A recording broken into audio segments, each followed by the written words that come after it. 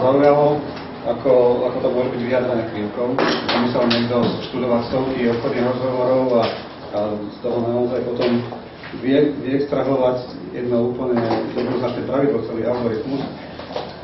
A potom, ako sme videli tú tabuľku, že počas toho, ako si viedol nejaký taký ten rozhovor obchodný, tak ja som chcel, že teraz by bolo dobre, super, keby niekde bolo proste, keby to bolo na nejakom veľkom monitore a rovno by tam taký červený bod ukazoval, teraz je v tom, teraz je v tom, teraz je v tom, teraz je v tom.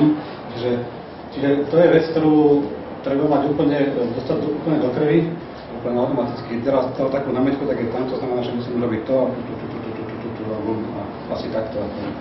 To javilo, čo sa mi zdalo zaujímavé a určite